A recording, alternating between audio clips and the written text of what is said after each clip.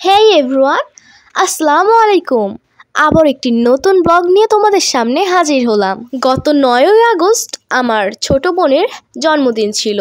সেই উপলক্ষে বাসায় ছোটোখাটো করে একটি আয়োজন করা হয়েছিল।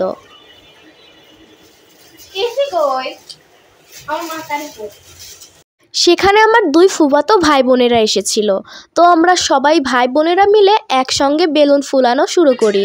ইন্টেরিয়র সাজানোর জন্য আমরা অনেক রকমের বেলুন কিনেছিলাম এবং কিনেছিলাম রাংতা। তোমরা সবাই দেখতে পাচ্ছ আমরা খুব সুন্দর করে সব কিছু গোছাচ্ছি। এই যে দেওয়ালে লাগানো কি যেন নাম ভুলে গিয়েছি, এটা লাগানো কমপ্লিট হয়ে গিয়েছে। এইবারে এর উপর দিয়ে কস্টেপ দিয়ে হ্যাপি বার্থডে লেখাটা লাগাতে হবে।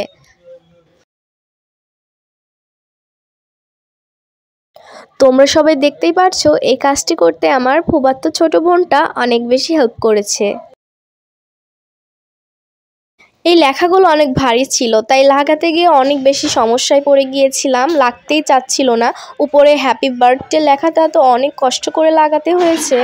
2 বোন মিলে অনেক যুদ্ধ করার পরে খুব সুন্দরভাবে এটা অ্যাটাচ করতে পেরেছি। আমরা 2 বোন এদিকে হ্যাপি বার্থডে এবং গ্লিটারটা ওয়ালে লাগিয়েছি এবং অন্যদিকে আমার আরেক ভাই বোনেরা খুব সুন্দর করে অনেকগুলো বেলুন ফুলিয়েছে এবং সবাই মিলে একসঙ্গে সুতার সঙ্গে বেঁধে সবগুলো দেওয়ালের সঙ্গে খুব সুন্দর করে সাজিয়ে দিয়েছি। ঘর সাজানো একদম কমপ্লিট, এখন সাজবো আমরা।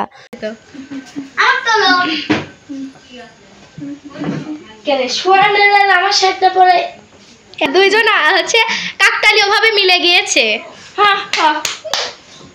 তুই ভাই, এই ক্লিপটি নিয়েছি আমি সকালে ঘুম থেকে উঠে। আমি ভাবলাম যে বেলুনের ক্লিপগুলো একটু সুন্দরভাবে উপর থেকে নেওয়া উচিত ছিল, তো আর কি করার, সকালে উঠেই নিতে হয়েছে। তো এইখানে রান্না করা হয়েছে মুরগির মাংস, অনেক সুন্দর ঝোল ঝোল করে, ঝাল ঝাল করে এবং তার সঙ্গে খিচুড়ি। সব মিলিয়ে এই বর্ষাকালে জম্পেশ খাওয়া দাওয়া হয়েছে। খাওয়ার শেষে ছিল কোল্ড ড্রিঙ্কস।